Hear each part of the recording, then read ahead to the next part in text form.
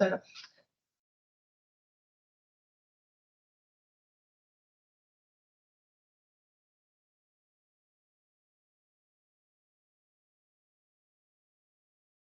All right. Figure this out here. Let me figure this out here. I'm gonna leave really quick.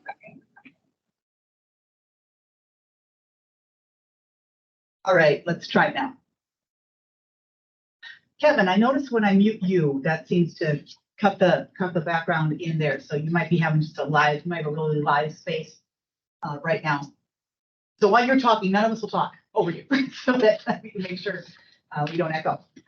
Well, welcome to our next meeting of our September 20th meeting of the Fire Relief Association Working Group. Glad you're all here. And so when we take attendance today, let's start with attendance. And when you do, can you please, instead of saying here, give me your title. It would be helpful for me just to have everybody's title properly. And do you mind writing them down on there too? And then give them to me. Because I'm going to get better at the titles. And especially because I think at least one person may have had a title change since our last meeting. And so we want to make sure we know what to call everybody. So when Rose calls you, give me, the title can be again, Chief, Treasurer, Mr., Ms., whatever you want to call them. All right. Hey, State Auditor Julie Blaha. I'll go by, you call me Julie, but I'll go by auditor. Eric Bullen. Present, call me whatever you want. Is Esquire taken yet? Otherwise, Chief is just fine.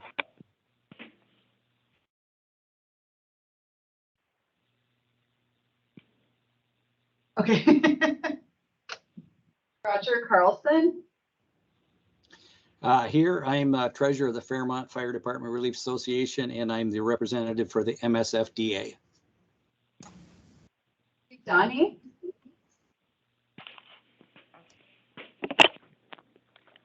Did you say Donnie? I did, yes.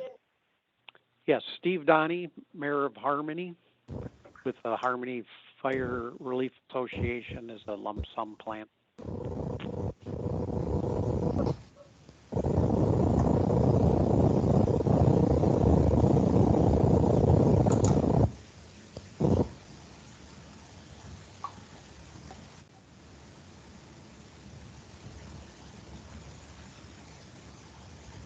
It looks like Sue may have frozen. We'll come back to you, Susan. I'm back now, Okay. but it was froze. Sue Iverson, I'm the finance and accounting manager for the city of Red Wing, but you can call me Sue. Dan Johnson. Oh, we can't hear you yet. Sorry about that. Good afternoon. We can go with Captain. That's fine. Aaron Johnston. Good afternoon, Aaron Johnston, Treasurer, Coon Rapids Fire Department Relief Association, representing DC plans. You can call me Treasurer Johnston. You can call me Aaron. Just don't call me Esquire. Carl Mork.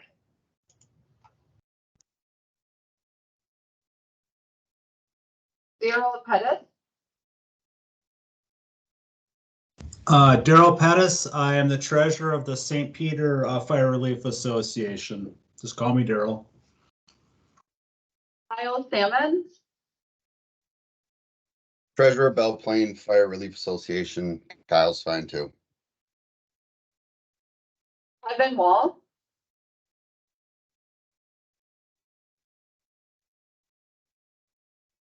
Oh, Kevin, we're not hearing you. I'm here. Kevin Wall, President, Lower St. Croix Valley Firefighters Relief Association, Defined Benefit, Lump Sum, and Joint Powers. Michael Wallstein. Hi, I'm Mike Wallstein. I'm a firefighter. That's all you need to call me. I'm here representing the defined contribution plans. And Thomas Wilson. I prefer Tom, but I'm the Secretary of the Eden Prairie Firefighters Relief Association, and we're defined benefit and monthly and lump sum. All right, I think I've got everybody there. That's all of us, and then our team is here as well. And then as I look at any other attendees, we should note one that I can see by name, that I recognize by name. So, all right, well, as you take a look, let's just get started with let's take a look at the agenda before us. You'll notice that the agenda is, we're talking about looking at the draft amendments, bringing that back, and getting some more detail there. Talking about defined contribution investment allocations, involuntary dissolution, follow up on some LCPR concerns about member contributions. Got some good information there. And then flexible ratification of benefit level changes. Is there any discussion on the agenda? All right, seeing or hearing none. I believe I'm not seeing or hearing it. Great. With that, all those in favor of the agenda as written, say aye. Aye. Aye. Aye. Aye. Aye. All those opposed say no. All right, the ayes have it, and the agenda is approved. All right, let's take a look at the minutes before you here. And so take a quick, I know that you've gotten them ahead of time, but give you just a second to take another quick look through. Are there any changes to the minutes?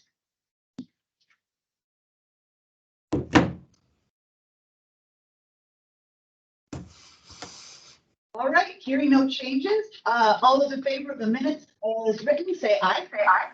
Aye. Aye. Aye. All those opposed say no. All right, I have it again, and the minutes are passed as we see it. So let's get right into it and get right into our first item. Let's talk about exhibits B through D. So have those at the ready, and we'll again walk through those. And yes, the goal today is to see if we can take a vote on this and see if we can approve this and have it ready to go. So this is a good time to any final questions you want to shake them out. All right, Rose, if you'll kick us off. Okay, as a refresher, Exhibit B is the working group bill that was introduced in the 2023 session this past spring. And then Exhibit C are some draft amendments to the bill that have been prepared by Pension Commission staff, by Executive Director Lynn Chesky. And then Exhibit D, we're sharing with the working group for the first time today. And this is, these are some additional amendments or additional changes to the working group bill that OSA staff have identified and would like to suggest. And so if the working group approves these changes, I think what we would anticipate then is that Exhibit D would be kind of incorporated into Exhibit C. We would work with Pension Commission staff to add these additional changes into the amendment. And then next session, that amendment would be heard by the commission and hopefully amended onto the bill that was introduced and is pending for consideration again next session. I should mention too, this is not a level of detail we always get into at this group. Usually this is what happens when we say, hey, give us the opportunity to make any final kind of editorial changes, nothing substantive, but just detailed changes. These are the kind that we do, but as long as we're all here, hey, and we got the chance to do it. This is again, typically what the staff are working out after we complete things. But long as we're here, hey, let's vote on it and let's have a conversation about it. And so maybe Rose, if you can walk through those changes and then we'll take any questions, any suggestions on that. Sure. So the suggestions would be to update the effective dates throughout the bill to make them become effective Actually, I think I'm looking at this, the amendment or the exhibit D says January 1, 2024. I think that needs to be January 1, 2025. 2025. Then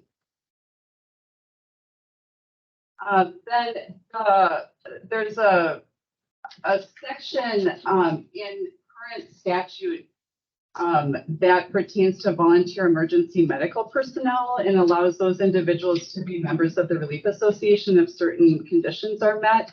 And that language now would be in the statute twice, since we copied that language and put it into a new definition of firefighter. And so what we're proposing here is to repeal the section that would be duplicative, since the language would be in there in two different places and we don't need it there twice. And then the next four changes are, again, technical. One would be to strike the section that includes the audit threshold increase, since that already got passed this year, so we don't need that in there still. Then we have a changing an and to an or. And then the last two are with the municipal contribution calculations and municipal ratification clarifications. And so these also would be technical corrections for consistency between the defined benefit lump sum and defined benefit monthly sections, making sure that those two are parallel. All right. Questions or comments on any of these?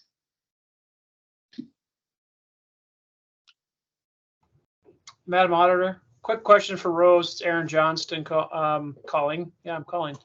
On page 3, line 14, where it strikes and inserts an or, do you know what that's in reference to? I didn't look it up. I apologize. Yeah, so this is in reference to municipal ratification requirements for the defined benefit lump sum plans. And so it says, so it requires the Relief Association to obtain municipal ratification if the Relief Association has a deficit from full funding, or if the municipality is required to make a contribution. So right now in the bill, it says if they have a deficit and there's a contribution requirement, and it should be or. So if either there's a deficit or there's a contribution requirement, ratification is needed. The or is in the language for the monthly plans. It just didn't get put in there for the lump sum. Okay, got it. Thanks. Other questions or comments?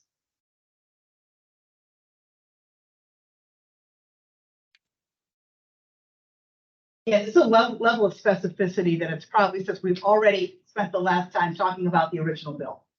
Then for LCPR stuff, and then now one more level down that I can imagine where this is something that's pretty well-trod path for all of us. So I can imagine, I wouldn't be surprised if there is a ton of questions or comments on this, but I want to make sure I don't cut anybody off.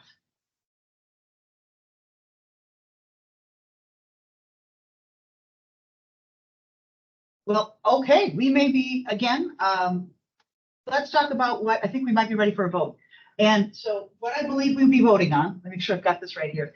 We'd be voting on, again, basically resubmitting, in a sense, resubmitting items from our last working group with the amendments in exhibits B, C, and D. And with some room to, if we had to have any final little minor, very minor technical stuff at this point.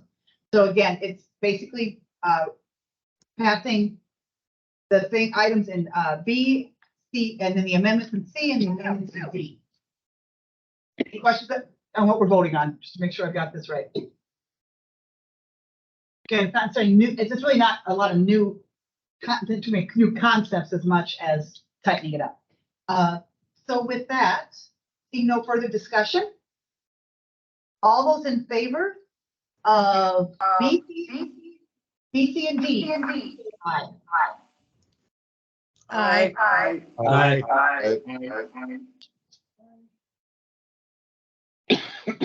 All those opposed say no. All right, we're unanimous, and that's how we pass everything. So the ayes have it, and we have this back on the docket. So that's going to be a good chunk of our work this year. Really, I think it's going to be a chunk of that.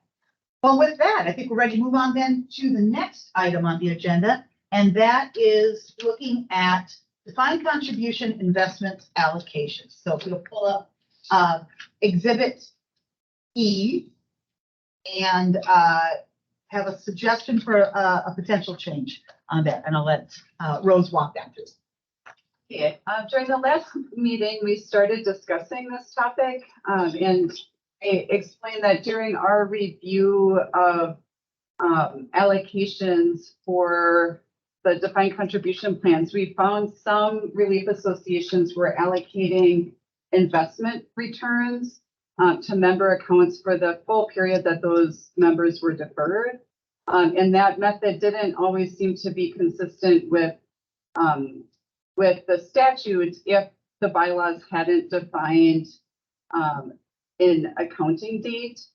And so what we're proposing here on the second page of Exhibit E is a clarification that unless the bylaws provide differently, investment returns would be allocated to each deferred member account beginning on the date that the member separates from active service and membership and ending on the last date that the deferred member account is valued before final distribution of the deferred service pension. And so this, unless the bylaws set a different allocation method, this would require and clarify that those deferred members would receive investment return allocations from the date that they defer up until the last time their account is valued before they get paid out. This also addresses the question that we started discussing last meeting about right now in the statute, the investment returns are allocated until the member commences receipt of their service pension. But many of the defined contribution plans make distributions to deferred members in two payments. So they'll pay like the majority of the pension to the person or the retirement benefit to the person, and then make a kind of a catch-up payment the following year once you know the final value. So once you know what the state aid is for the year and any other kind of residuals coming in, there'll be a second payment that would kind of clear out that member's account. And so this permits investment returns to be allocated to that account up until the final valuation or the last valuation before the account is distributed.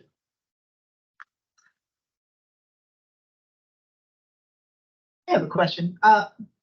My question I have is, how many places do you think this will change? How many people will necessarily have a change based on this? Give a sense? My sense is that this will match the practice of relief associations. And in some cases, the practice may not line up with what the statute requires. So it might actually put more people into compliance on there. Okay. Yeah, Madam Auditor, this is Dan Johnson. That's exactly the situation here. In practicality, we do evaluation when it comes time to pay a member out. We don't go back to what it was on December 31st.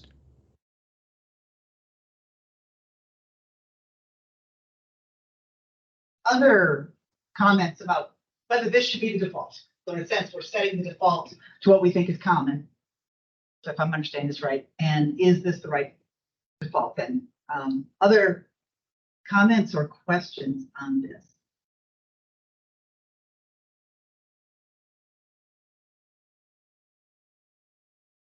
So this feels so easy now. I feel like I know this is good, but I don't want to be rushing through. So, well, it seems like we are ready for a vote. Is that, give you some nods if that's kind of what people think there. All right. Okay. Well, let's just do it then. So all those in favor of the changes outlined in Exhibit E when it comes to DC plan investment allocation timing in particular, say aye. Aye. Aye. Aye. Those opposed say no. Okay, the ayes have it, and we will be putting that forward. Okay.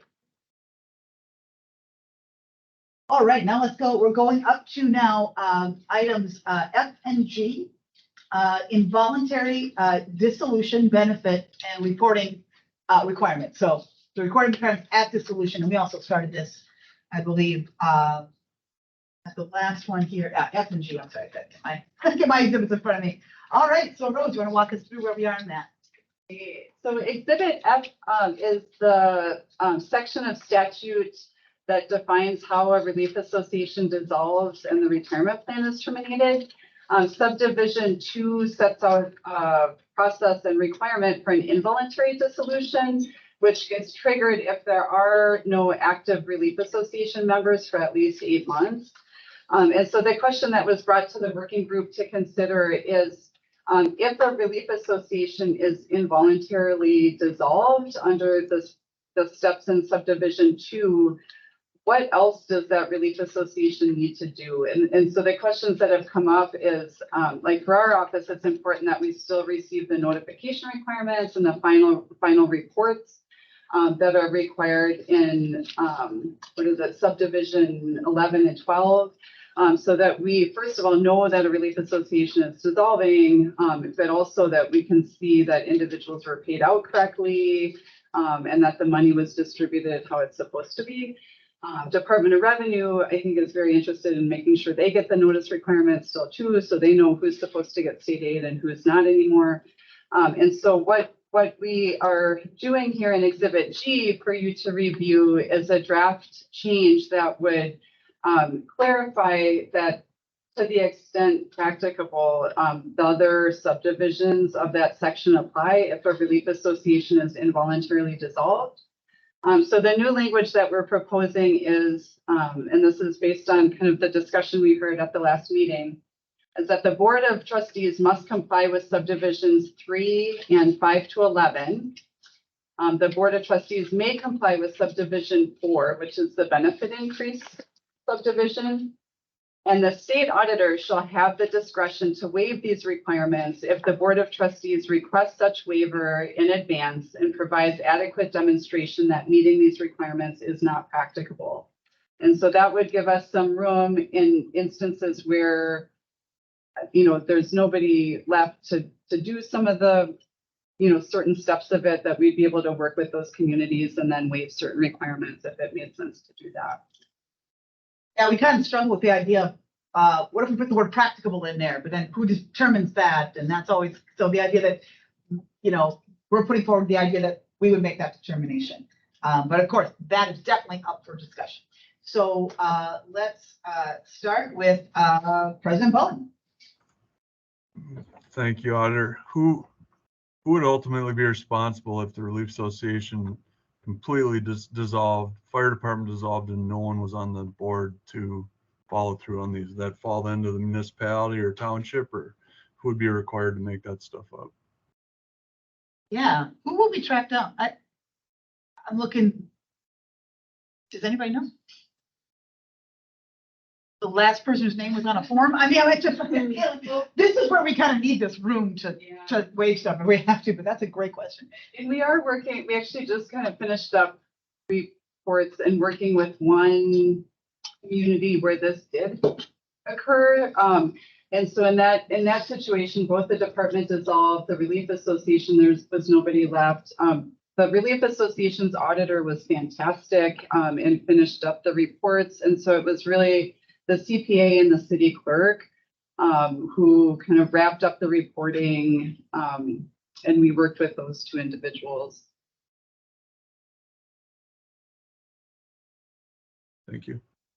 But as far as like assessing some sort of penalty or something, I mean, we really, Do you still have ex officios that you could contact? Oh, yeah, I don't know, could you say that real loud again? Wouldn't you have the ex officios still able to be contacted? I mean, they would be city or municipality, whatever. Theoretically, yeah, that sounds right. But you know, I'm just seeing things like turnover. There's so much turnover in public finance staff right now that it's possible you could have a situation where everybody's gone, scattered to the winds, and trying to chase somebody down. So I think this is less about maybe finding someone who's you know, as far as not so much penalty as much as just trying to get it done so that we can wrap it up and just so we can help chase somebody down. But we still have some room to say, all right, you can let this go if there really is nothing else to do. I think also we're not necessarily fans of making that easy. I mean, the reflex is not that if you call us and be nice to us, we'll just say, you're fine. No, we still want, in any way possible that we get this done, we want it done. So if you're worried, you know, we're not gonna just let people off the hook. We want, if it really can't be done, that'd be the only. Yeah, Rose. Yeah, in the situation where the fire department dissolves and the relief association is dissolving, there is no fire state aid that still is payable. So in terms of like a penalty or a fine, like there isn't any aid that's still going to be that would be paid out in that upcoming year. So that does take away a little bit in those cases of kind of when we were talking stick or carrot. Is that I think it takes away the stick. And that they don't let me arrest anybody. There are other state auditors that do have the power to make arrests. We are not putting that in this bill. I mean, we're not asking for that, but so that's not but you're right. We don't have, you know, I don't think I don't put it so concerned so much that we're really going to have to need sticks as much as just most people are not trying to hide anything. We just got to track. We're just tracking them down.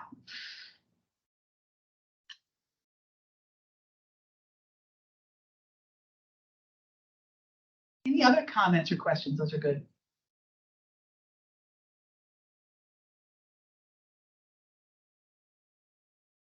All right, looks like we're ready for a vote on that. Again, I do appreciate too, to remind anybody who's watching, everybody got this material ahead of time. And so we really do appreciate a lot of you who call in between meetings and kind of hash it out with us ahead of time. So thank you for that as well.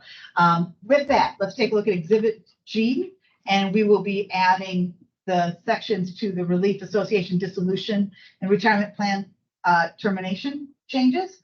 All those in favor, say aye. Aye. Aye. Those opposed, say no. All right, the ayes have it, and we will put this forward as well. Okay, now we're into, I think, one of the kind of interesting topics we started at our last meeting, and LCPR staff, by the way, was not available. They're out at training. They're out of town right now, so that's why they're not here today. They couldn't get that. They couldn't get an entire organization to move everything around just for our meeting, apparently, and so, which I guess we can understand. So with that, you know, as we were talking last time, we were talking a bit about whether or not this is something that we could respond to and when, whether this potential challenge. What we have from Susan, who also sent us quite a bit of information back and forth, but this article that she wrote in October 2017, we included that and strongly suggest you take a look at it. It does show it's complicated, but it's an interesting thing. But we also, so as we're talking about this, I think the issue is not only is there an issue here, but also what should what would be the proper response? And then would we be capable of making a response to it by the next meeting? Because we only have one meeting left. And so there's some of that, I think the three ideas of understanding the issue, understanding a remedy if we believe that there is an issue, and then also time for whether we could get that done in time. So with that, I'm wondering if I don't know, Rose or Ramona, if to kind of maybe kind of walk it, kind of give some basic top lines on some of this again on this. Who wants to take that? Well, Rose, if you want to give kind of a recap of how we got to got to looking at this issue, maybe that would be good to. Yeah, let's do that. Just to clarify the exhibit H. You're gonna talk extremely loud and maybe yell at the microphone behind us. Just to clarify, exhibit H is part of what Director Linchewski provided to us. So I think it was her response to us asking for further information about why she had proposed a change in the amendment that we previously discussed. So Rose can kind of refresh. So this topic came up when we received the draft amendment to the working group bill. So in Exhibit C, which was prepared back in June by Executive Director Linchewski, in this, and actually, I'm sorry, it was in a separate document that I don't have here. So Executive Director Linchewski prepared the draft amendment to our bill and then also provided us with some other statutes that she was looking at whether changes would be needed or not. And those primarily were sections and other statutes that refer to relief associations or volunteer firefighter. And so the group took a look at those, agreed that was kind of outside of the purview of this working group. And then in addition, that document that she prepared included a change that would remove member contributions from the calculation for that determines municipal contribution.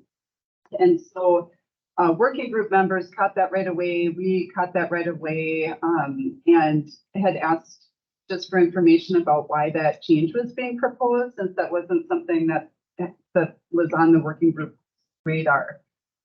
So Executive Director Linchewski let us know that she was proposing removing those municipal contribution or member contributions from that calculation because having member contributions go into the special fund could result in some tax issues. And so I think that's where we got to where we are. And I think the article that she provided is to kind of further illustrate the tax issues that she has identified. And let's, I think, if I also understand this, it seems that this has been a practice for a while. Like, to be clear, we haven't necessarily seen an instance where this has come up as someone getting called out for it or anything like that. It's at this point, it's kind of in a kind of hypothetical, theoretical kind of space is where I think this is right now. And so we also have somebody who can speak to that. Can we talk about some of the stuff you all have learned since then about 1967? Oh, sure. Yeah. So we do have some new information as we were looking about having some conversation about where did this come from, right? And is this, are you able to walk? Yeah. Yeah, before the meeting today, Roger Carlson, who I think is on, had shared, so the Fairmont Fire Relief Association is one group that does collect member contributions, and those member contributions go into the special fund and then help offset the city contribution requirement.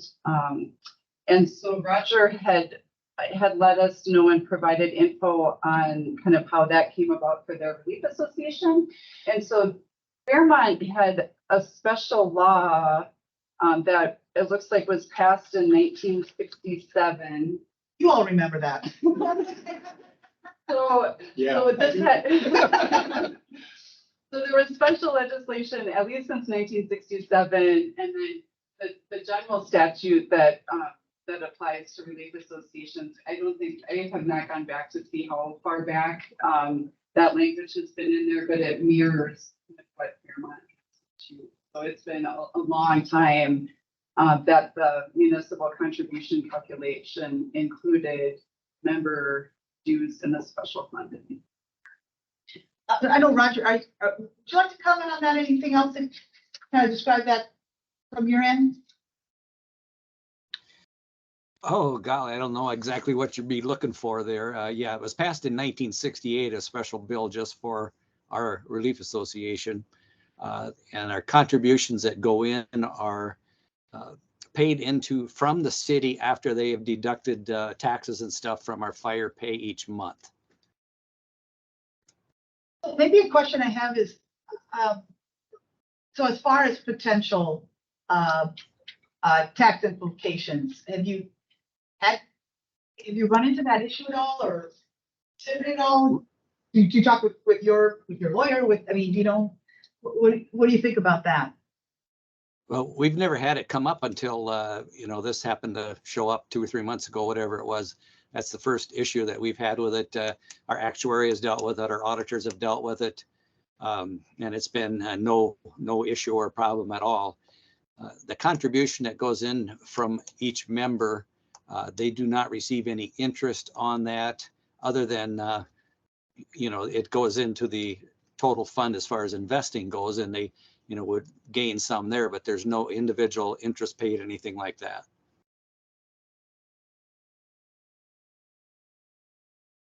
Other kind of questions on this? I mean, again, where we are right now, it's not necessarily on our agenda as an item. It's something that's been brought to us for consideration. Either comments on more information that you'd like, or action you'd like to take, or do we want to bring this back up and for the next group where we could have some time to look at it in between? Thoughts on next steps here? If you're asking me, I guess we would like to see that not happen right now at this point in time, of course. Looking at Exhibit H and reading through all that information there, I got to admit, I didn't totally understand what they're getting at. That is going to be an issue, but yeah, further clarification would be good, I guess. President Bowen. Was this topic brought by LPCR? Yes, and it came a bit after we'd already kind of gotten started, so I wasn't part of the original consideration for the votes and stuff. I think that, I mean, and maybe in reading, like Roger said, reading through Exhibit H, there's a lot of gray areas in this stuff. I think if a relief association was complaining this was happening, or hey, how come they can do it and we can't?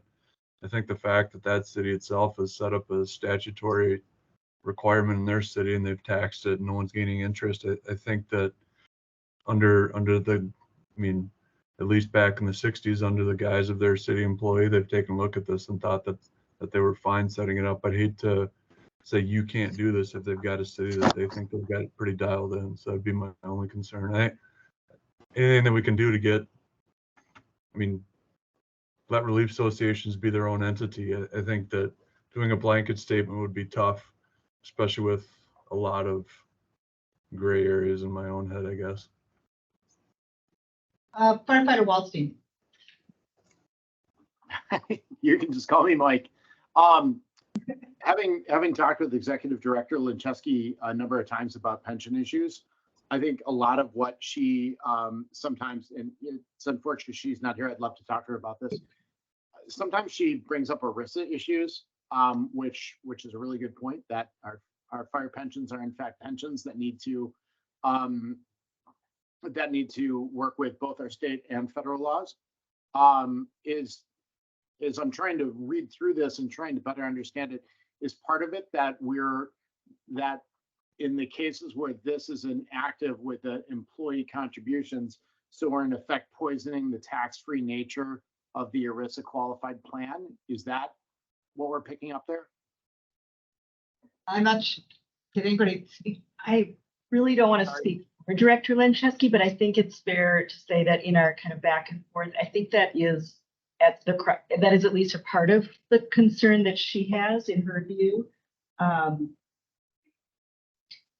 Yeah, I think one wonder I have is the idea that even if there is something where there could be a tax implication, that doesn't necessarily mean it's illegal, right? Or you can't do it. You just need to be aware of that implication and take that into account.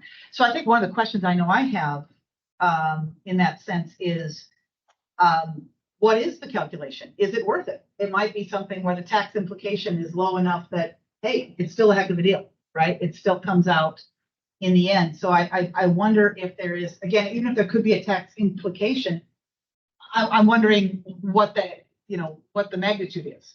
And is it actually something where you're like, yeah, it could be a tax implication. We'll check it with our we'll check with our lawyer, we'll check it with our accountants, and if we're cool, it may still be, you may still want to make the same choice. I think that gets also at what, President Bowen was saying too, that idea of like, we may want to leave it in there. Maybe the response is not to take it out. Maybe the response is education. Just say, hey, if you check this out, and then make the calculation with all of that, all that information. So my one concern, I'm not sure if there's more than, even if we believe that there is an issue here that needs some action, I'm not sure if making it basically disallowing it is the response. Is that the only option? I see, Michael and then Aaron.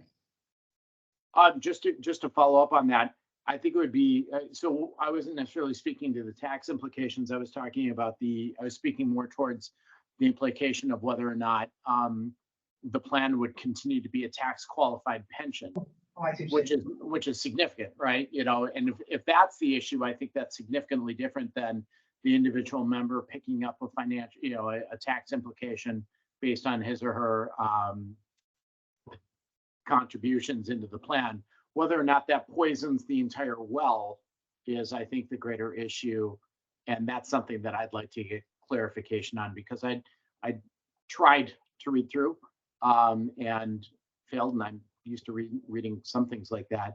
I just know that that's sometimes the direction that Executive Director Linczewski takes with good reason. So if it puts the plan in danger, I think that's something that we should definitely consider. That's my thought. Yeah, that makes sense. Do we have, from your back and forth, were we hearing that was the issue, or? That was one of the points. I think that, I hope I'm not misspeaking. I think that reflects. So that is legit. Okay. Okay. So yeah, that's good point. So that was the issue? That is the concern? That's I believe that's at least one of her concerns.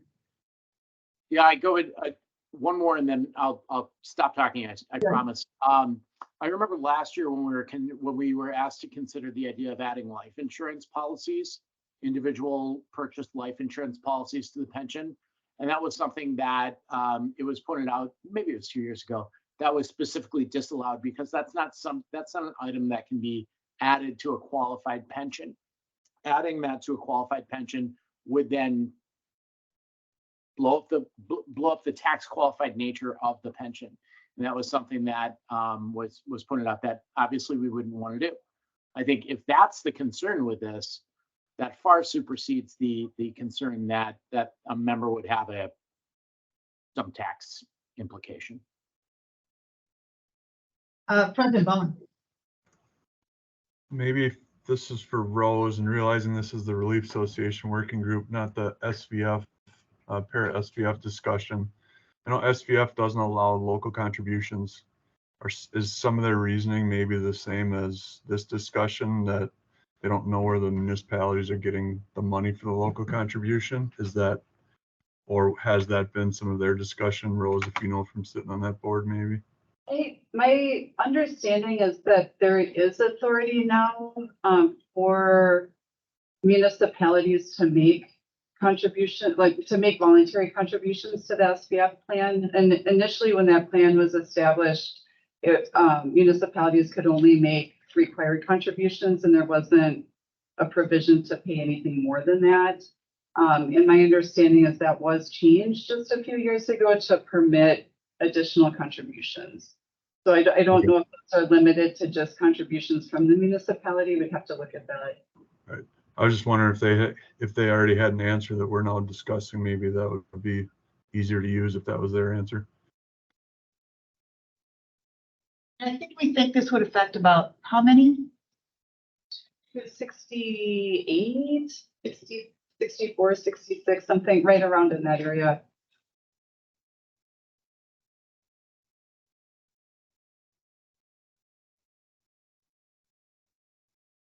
Other questions or thoughts?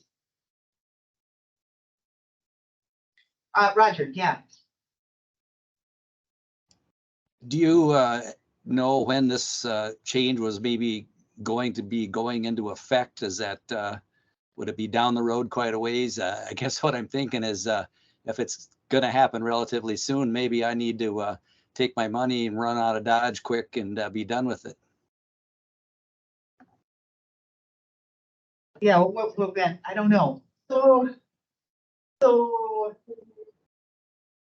my knowledge, at least as of right now, there is nothing drafted that would specifically prohibit member contributions going into the special fund. So that would be something that would need to be drafted up.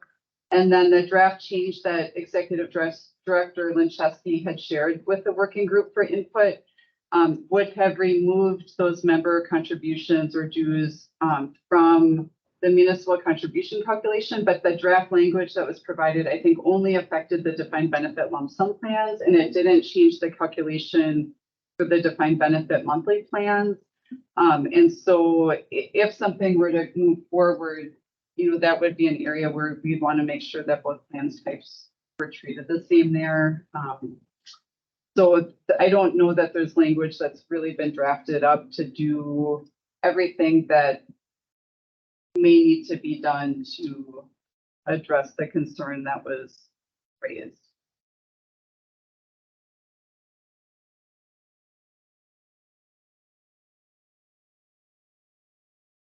Other thoughts? I think we can. I think we can agree that we don't necessarily have agreement at this point, or that this is still quite a bit complicated. So if I could capture some of the things I think we're hearing here, we want to get a sense of how likely is it that we're talking about people in kind of immediate danger right now. I think the level of urgency, kind of get a sense of the urgency on it. I have to say, kind of speaking on behalf of my own staff here, without having talked to them before, but the idea that I can't imagine that we would be able to do substantive work on this by our next meeting.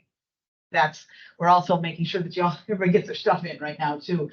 So, one of the things that the LCPR asked us to do was move this up so that we can get things early enough to them to handle their scheduling. As a result, we're gonna be done by October. We've had to shift our schedule around too. We could, a way to think of it is to continue to have these conversations and then put it up on our list for next year as an option to consider as well. I don't think that we're necessarily at a place where we could drop up. If we were to take action on this by the next meeting, there's something else would have to drop, is kind of where we are workload wise, because we're just getting so close to the end. I get the sense that it can wait a little longer than that. I don't know. Correct me if I'm wrong, as far as the group, that, we don't want to necessarily rush this. This isn't more important than, like, we shouldn't drop anything else to do this, maybe is the question. Am I reading that right? Okay. Yeah, Roger.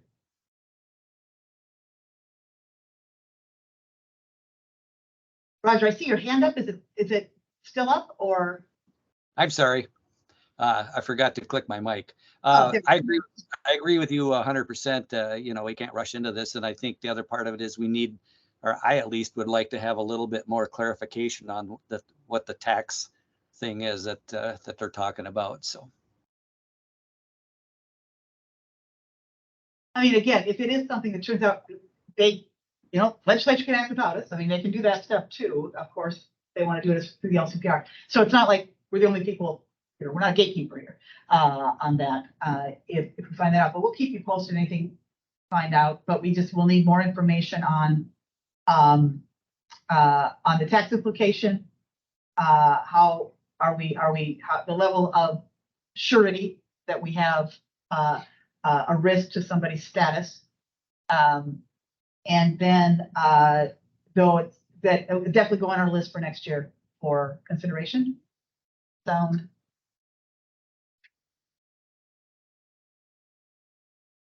if we get anything else before the next meeting, we'll also get it to you. We'll send it to you too. But it looks like, all right, so this is an interesting and complex topic that we need more information on. Definitely on next year's list. But we stay the course and not necessarily drop something else to put this in.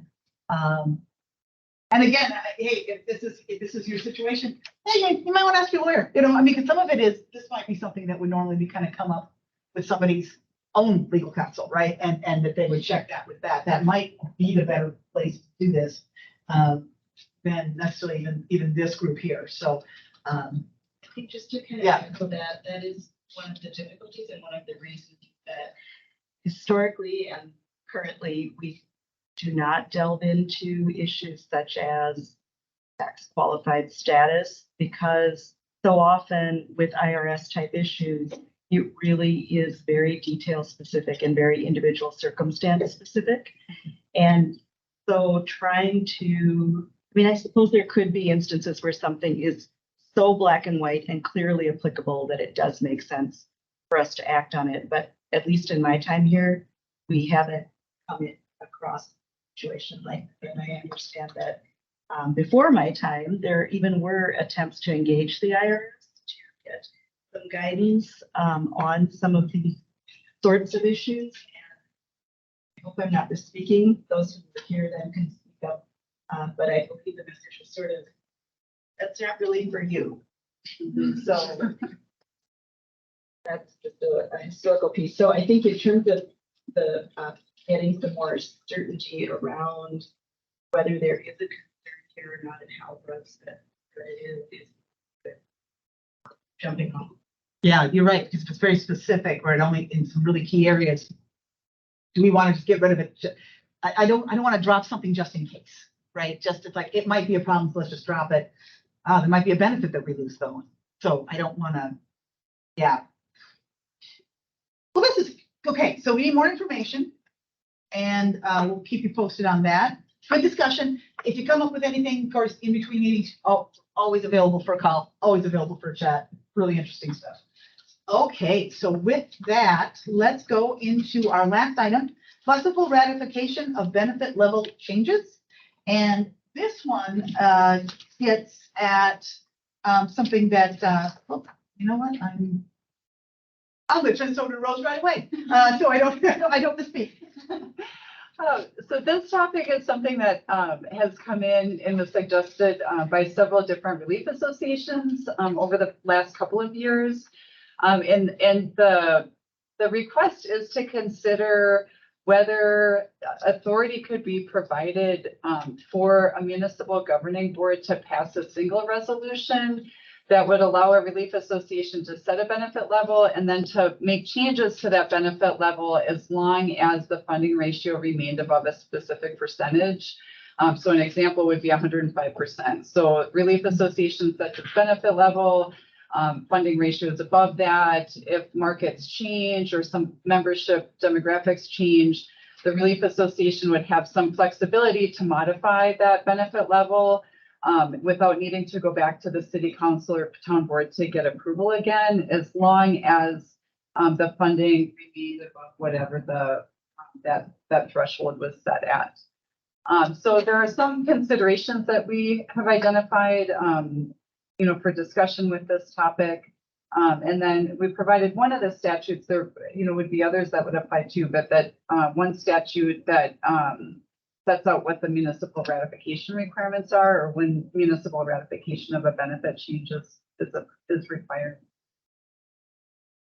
So, do we want to just walk through some we'll just kind of walk through and then just get your feedback on, hey, how does this hit you? Yeah, so one question would be when, and then also how frequently should the funding ratio be measured? So for example, should the funding ratio be measured from like the schedule form, which is a mid-year estimate? Should it be measured based on the year-end audited numbers? Should it be looked at just once a year, or should it be monitored more frequently than that?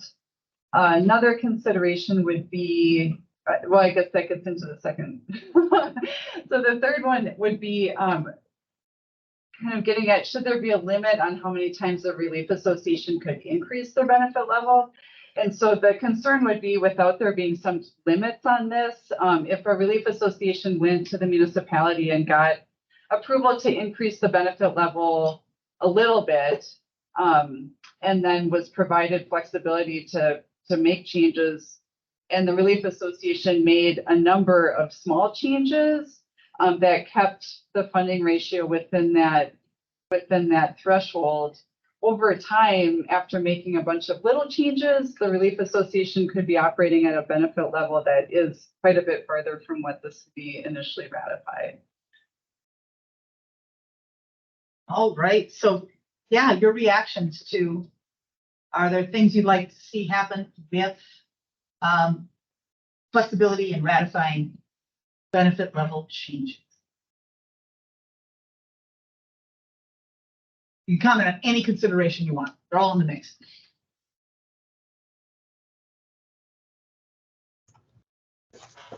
I see, Michael.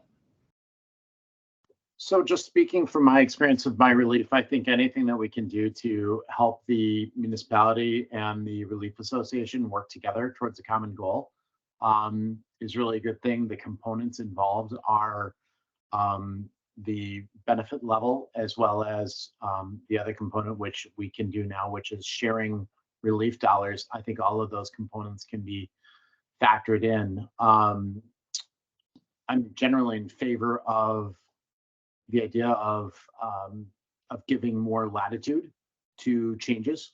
I think that makes a lot of sense for recruitment and retention. I'd love to hear from an actuarial standpoint.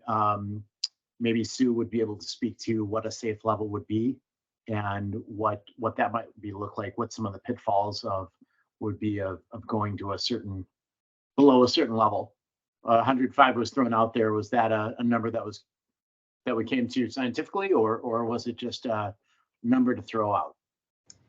You mean the 105? Yeah. The 105 typically, because our property taxes, even with our debt service, because when we levy out, from the city's point of view, when we kind of use 105% even from our debt services, that sometimes property taxes are delinquent, or we don't collect all the revenues we think we're going to. So it's kind of a buffer in there. So I'm sure that's why that 105 was picked. Does that help with that? As far as what you're talking about, I can't speak to actuarial because I'm not an actuary. But I know, like in the city, we use a fund balance level. Like like a lot of times have 60% of, that we need to keep in for reserves. So that kind of stuff is what, from the city standpoint, that we look at. I agree with you that if they can work together, it works better, because I've been in cities where there's an adversarial relationship, and then there's the cities where they work very well together. But a lot of times the city is always looking at their budget. And when things are out of control, they're worried that, say like 2008 happened and the markets, went down, that they don't want to be left then, because they already are in a bind trying to get their property tax levies in, and the voters, the council's approving that. And then if there's some way that we can make it that they could work together and there could be some assurances. I know that's what I did at Norwood Young America, because when we were there, I helped them develop a staff report when we went to the city council to get authorization, so that the council felt a little bit better, because the fire department had constantly been coming in under budget, and they were really careful. And so there was a history, and we gathered a whole bunch of history to show to them that they had. So the council felt a little bit more comfortable authorizing that increase, because they were confident that the city, that the fire department wasn't spending, and constantly going over their budget, and that they were fiscally responsible. So I know this might sound like I'm ranting and raving, but I'm trying to work on a budget right now too. But what I think is that if you could come up with something that the city can kind of feel good about, that they're not putting themselves at a risk, and that the fire department feels that they're, that they're hearing their concerns, and they're they're, able to increase theirs too. I mean, that's really where it comes in. And I think your ex officios have to help out with that language too. But if you could craft something where there's some flexibility in there, but that it's not going to, if they're able to assure the council that they're not putting a whole lot of risk in it. I think that's really, from the city standpoint, that I always see is that they're afraid that all of a sudden something's going to get too high, something's going to happen, and then they're going to be on the hook and they don't know where they're going to come up with that money for. I don't know if that answered your question. I think it does. It's valuable insight. I think, I looked while you were talking, I looked back at my notes from our negotiations in 2018, and we had approved just a kind of an auto, trigger, let's have a triggered conversation at 115. If, from my point of view, with the finance background, if 105 is kind of the golden rule for, I guess I wasn't sure exactly what 105 represented, but maybe we just say for an automatic, hey, you can go and make some changes based on a number. Maybe we go to 110 or 115. I'd love to see how many reliefs in our state are, say, 115 or better, or 105 or better, or 110 and better, something like that, so we could see how many we could really positively affect. If 5% of all reliefs are 115 or better, that isn't going to be effective. So maybe we go to 110. But I'd rather put some wiggle room in there if we're going to take the process out of it and just give that autonomy for benefit level changes over to the relief. And I see that I had Aaron. Are you still in the mix? Aaron and then Daryl.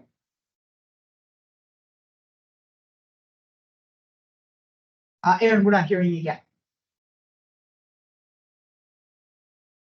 I hit the wrong button. I apologize. I was leaning towards what Michael was saying. I think that if we give them the authority, the Relief Association, to make those changes and maintain that number, whatever it's 105, 110, 115.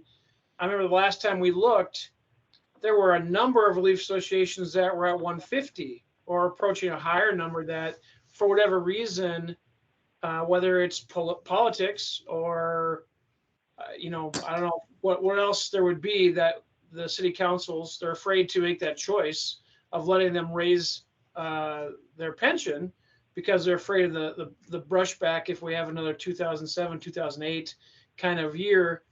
But if they're to maintain that number, and they know that if they lose or the number goes down below whatever number we set, 105, that they're going to have to adjust and they're going to have to go back down, which causes its own little issues in itself.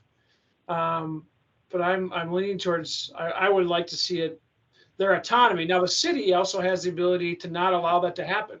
This has to be a bylaw change, or the city has to approve them making these automatic changes. And if the city doesn't want to do that, then the city's not going to do that.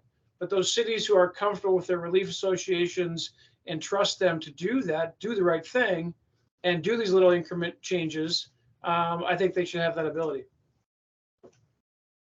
Right. I have next I have Daryl, Aaron, Eric, and Kevin. So Daryl. Thank you. This is Daryl. I agree with the 105 being a little on the low side. We generally run at 115 is before we approach the city to have this discussion. I would like to disclose also that I am a city council member also. So I do sit on the other side of the council desk. So usually when I've gone to talk with our council about, you spend the first half of your discussion clarifying what's the fire department, what's the relief association. When you get that laid out, then you have the discussion on financing and things like that. So we did raise in 2022. We were above the 115. We had ample funds. And after the market went down, we were actually asking for money at the end of 22 for 23. So we've gone through that also. So I think we should be pretty careful with this. I don't mind going in front of the council. I think it's good when we work together with the council and keep that relationship. I do understand that the council does have to approve this for this to happen, but I am a little leery on this one. So with that, I'll be done. Thanks. Okay, I have Eric and then Kevin. Thank you, Otter. I've got two hats to wear on this. One, in my former life as Relief Association secretary, we actually saw more increases once we started coming in front of our city council every year. Here's who we are. Here's what we do. This is what we're asking for and why. And it was with elections every 2 years, council member seats 4 years. We got in front of them all the time and our increases went up because of that. Or if we weren't asking for money, we actually still came and said, we're not asking for an increase. Here's why. We'll see you next year and we hope things are rosier.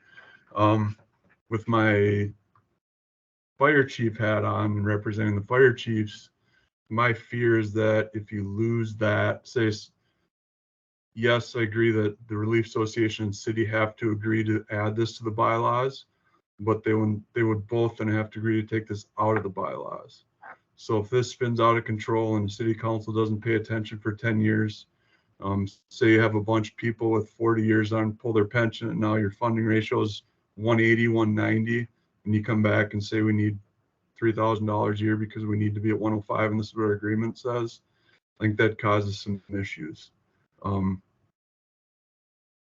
Speaking that local autonomy, right? We've always preached about that. That'd be some of my concerns as an administrator, even though I'm an ex officio on a Relief Association. Looking from my council's perspective, they appreciate the annual check-ins versus, hey, let's just set it and forget it and we'll see what happens over the next 20 years. I would almost, if this were to go forward, I would almost want to set a dollar amount than tie it to a percentage, right? $100, because I'm guessing that the ones that are asking for this or have brought this forward are the ones that are semi-involved anyway. They just don't want to come back every year, which I totally get. We're asking volunteers and paid on-call firefighters to do Relief Association stuff on the side. I'm guessing these aren't the Relief Associations that haven't seen their city council in 20 years. So I just, from the city side, I'd not a no, but I'd have a hard time just allowing this autonomy over and over, just from what I've seen where I sit locally. Kevin.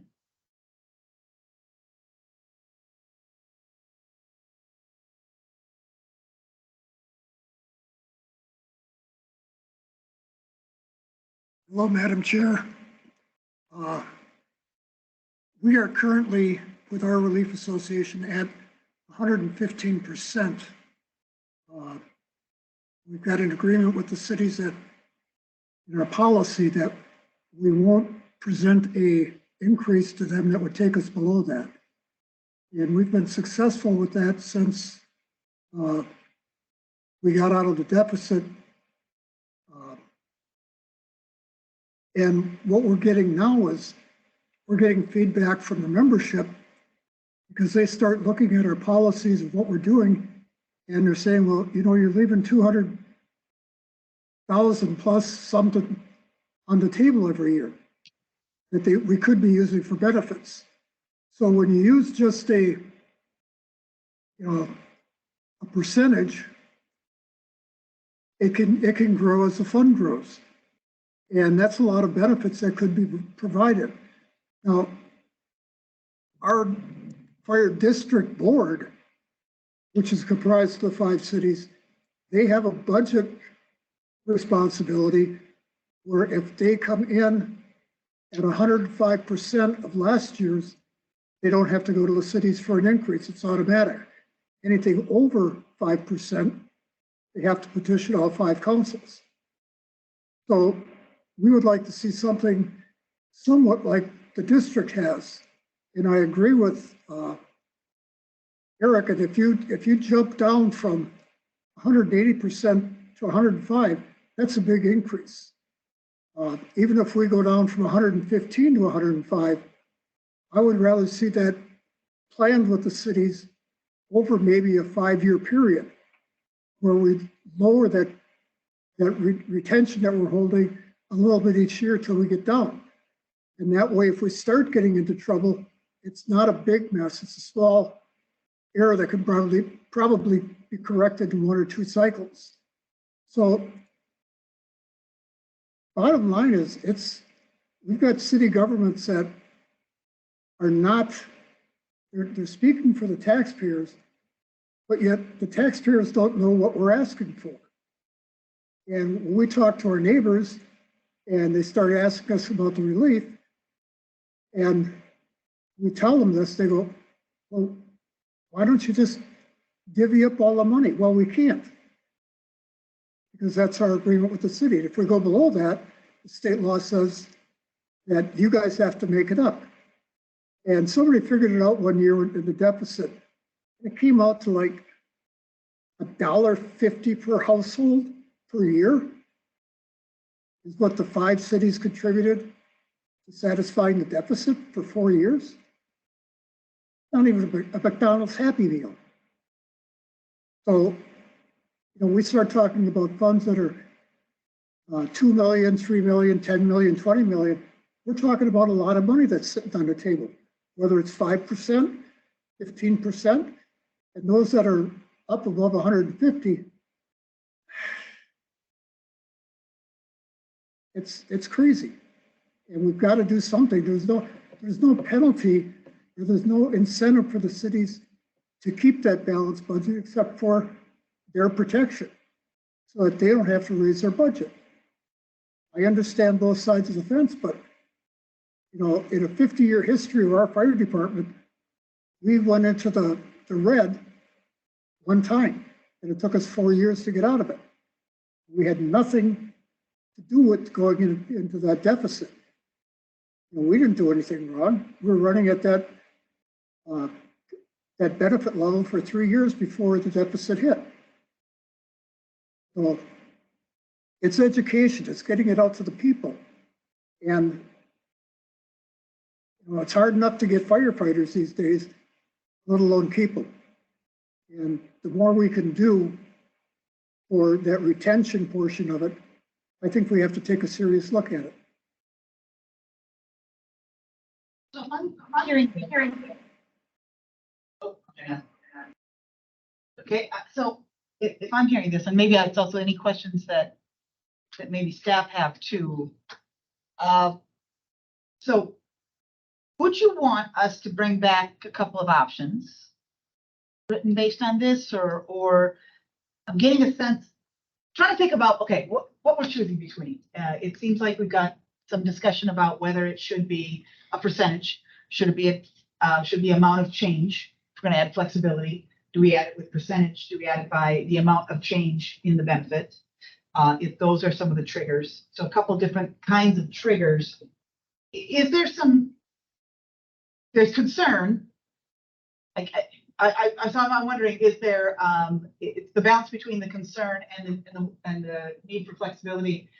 Do people in general think that we can come to something that could work? If you had a couple of different options to choose from, do you think we could come to agreement on that?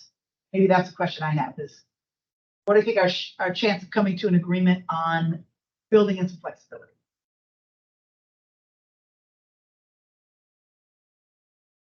Yeah, I'm not seeing anybody, I think kind of to know, kind of, I don't know. It seems like we have a kind of a range of opinion here.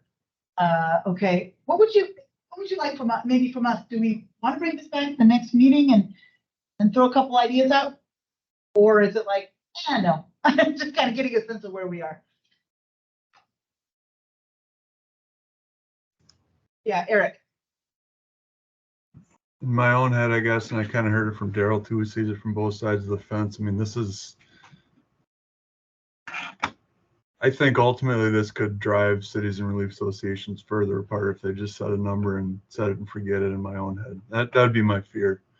I mean, whatever the group was willing to do, I'm not shooting this thing down today. I think it's a good discussion. I think it's one of the things that we do well in this group, but I'm curious whether people are. I think we're probably maybe split on this one. I'm not sure. Susan, then Dan.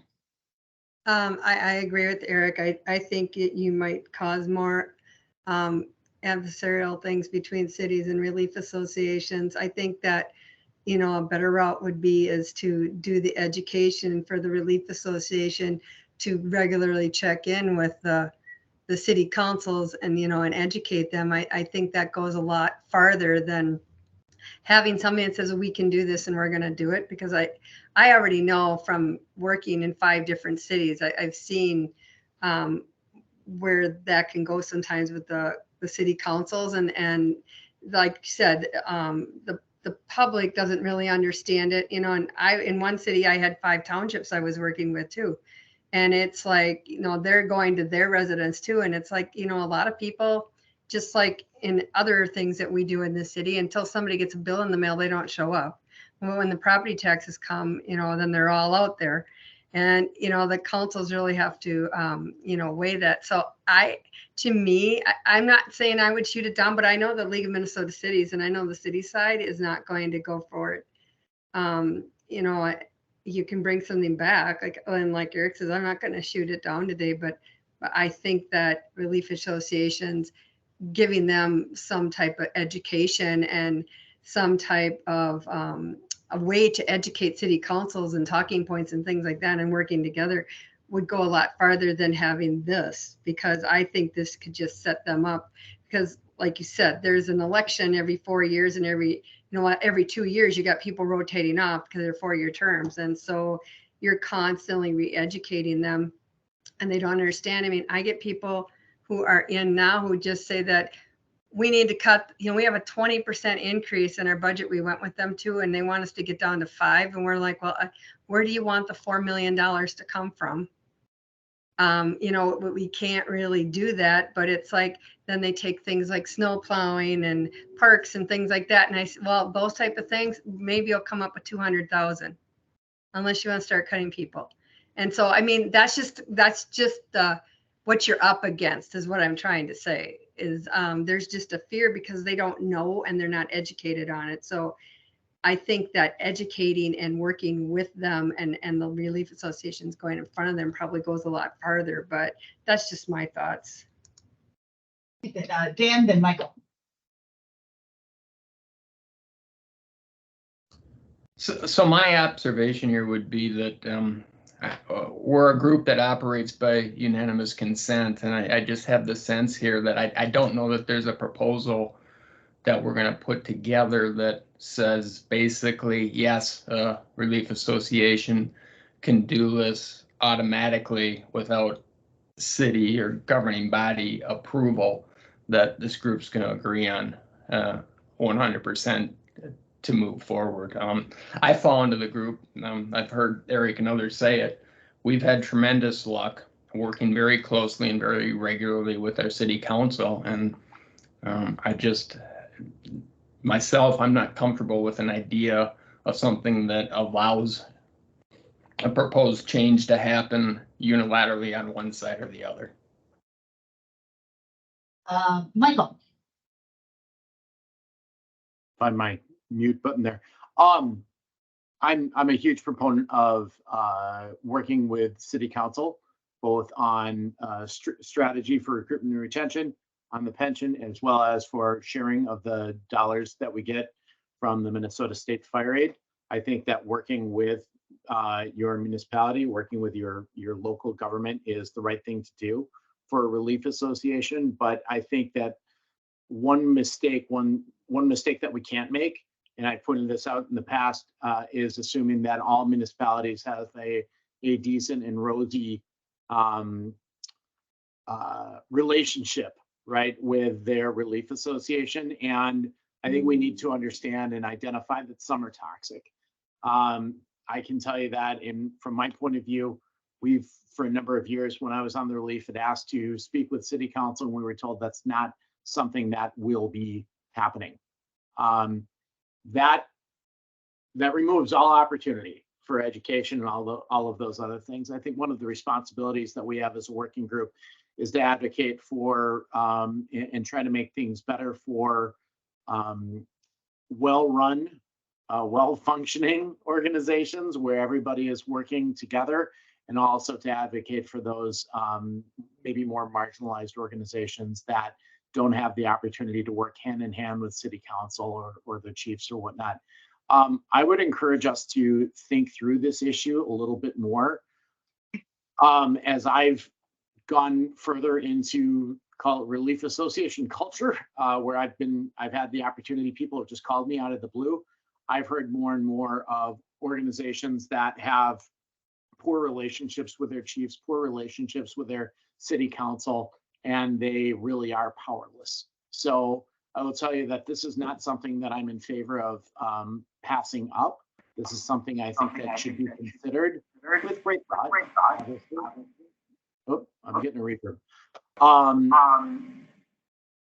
Yeah, no, I don't think that should go away. I know that hearing Kevin, I think he is probably in a situation in which there's a frustration that there doesn't seem to be any remedy in sight, and for us to just think that, well, just education or an opportunity to speak with council will alleviate that is not realistic. So I'd love to see the effect of maybe some higher numbers or maybe some things that we can do to put some backstops here, put some fail safes, I guess I should say. But I do think it's an important topic. I think Kevin.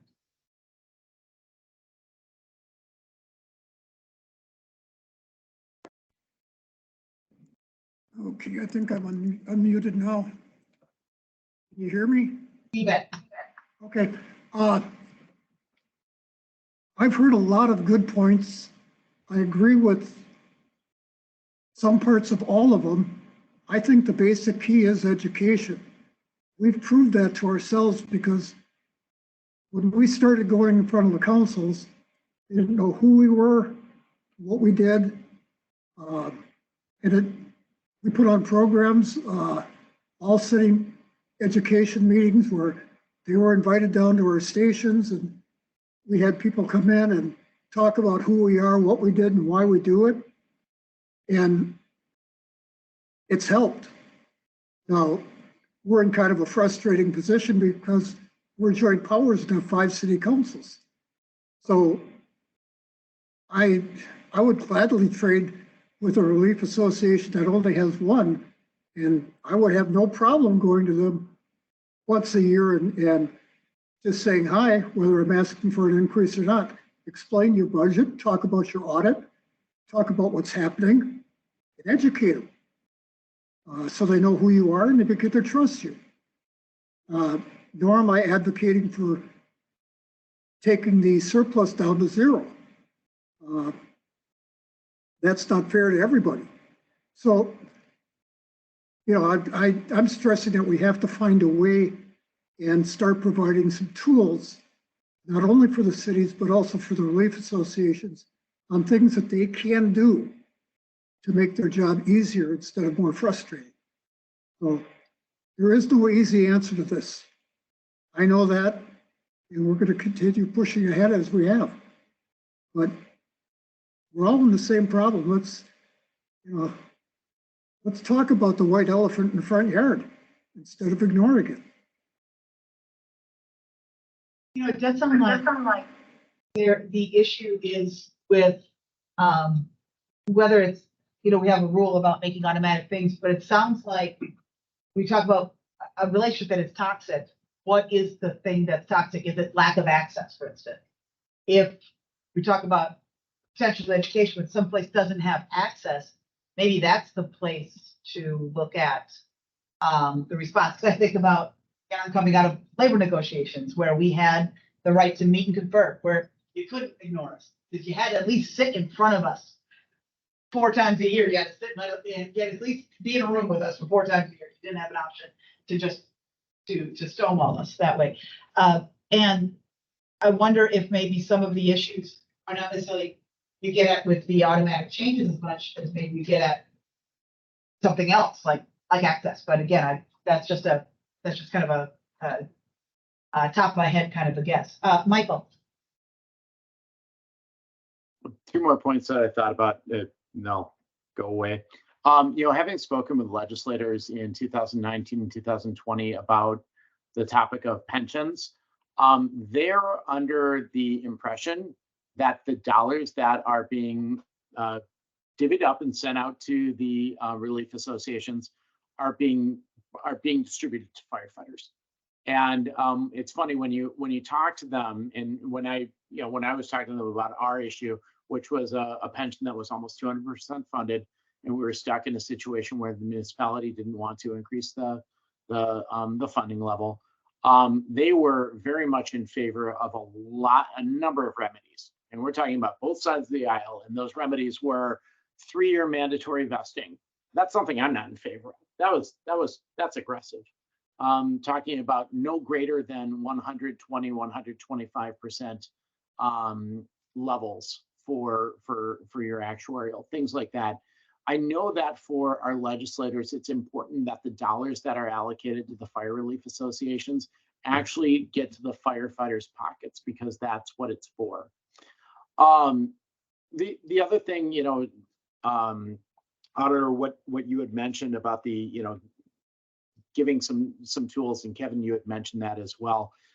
The power is really one-sided for municipality. A municipality can just say, no, we're not going to have that conversation. And I think where we've seen great impact in my city is where there was a little bit more power presented, and there was also some balance of power and some incentive. And based on that, I can tell you that things are great. We share our 2% money with our municipality. We have access. We present to city council, things like that. But sometimes it takes a little bit of a shove, right? It takes a little bit of a love tap to get them there. I think having some sort of a maximum or maybe a minimum where you can go to in terms of a funding level can really help jumpstart some of those good behaviors that we're working towards. So I'll speak in favor of it. Let's go to a guest too. Yes. As Mike Stroing, I teach a lot and I talk to a lot of relief associations outstate. And a lot of the animosity between the relief association and the city, like Michael was saying, they go to them and they just say, no, we don't want no part of it. We don't have to put any money in it. We're going to spend our money elsewhere. And consequently, the percent of interest or overfunding goes up. Maybe if there's a trigger that says, you know what, you're over 150%, automatically you're going to get a benefit increase back to 150%. Something of that nature. And I don't know if 150 is the correct number, but something that would say, hey, at least get a little bit back to the people there that are doing. A lot of them, we do training. When I do my training, that's one of the sections I talk to them about. How do you go to your city?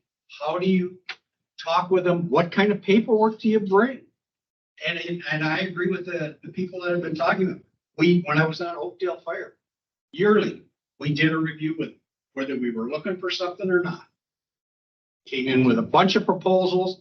You knew where you wanted to be, but you gave them options. And you work. It's a great way to go. You build up trust. Eric. Thank you, Auditor. Michael makes some very good arguments from the city or from the relief association side. I always appreciate his input. I think my fear is that in the situations where the relief association and the city aren't working together anyway, even if it's at the city level, that if a relief association did get a meeting and the first thing they said was, can we tie this contract together where you promised to fund us at 105% every year? That's going to be a 5-minute meeting at the most, right? I would be more interested in the second discussion of maximum vesting. I think that talks a little to what now Senator Rasmussen talked about 2 years, that this is tax money that needs to go to benefit firefighters. I think if we deal with 180 and 210% ratios first, then maybe some of that other stuff falls along. I would rather work on a maximum versus must fund to 105, whatever that number might be going forward. And maybe that's the out there discussion too, but I think maybe we get some more support that way. Thank you. we're coming kind of to the end of what we had originally scheduled this meeting for. This is really interesting. The idea of like, can we say 300%? Can we all agree on that? Trying to find a number. This also might be on with a couple other items for our next meeting, correct? That we still need to. Wrapping up. So I mean, we could decide to bring up another topic, or we could just polish up anything out there. I'm wondering if maybe maybe with this, and asking you on camera in front of a bunch of people, I'm wondering if we could maybe just pull in what those funding ratios are, and at least maybe at the next meeting, kind of take a look at, are there some nice natural breaks? Are there some things that jump out at us? Then maybe that's a discussion we can have. We may not come to agreement on it, but maybe that's something we could have for the next meeting, to have that discussion. If it's the idea of these extremes, these outliers, these really, really highly funded things, and the idea of maybe there's some patterns we can see in that, have that discussion. I'm seeing enough nodding that I think we can continue this in that vein going forward. Okay, so let's talk about that. We'll bring that at the next meeting.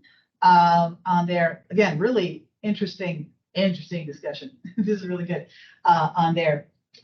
Okay, so with that, I think we're at the end of today's business. Is there any other business people need to bring up? All right, seeing no further business, just a reminder, our next meeting is October 4th. And seeing no more, I'm gonna get a little feedback, but I can talk over that. Seeing no more items on our agenda, we are adjourned. Thanks again, great discussion. We're gonna keep going next October 4th. All right, have a great one, everyone. Thank you. Thank you.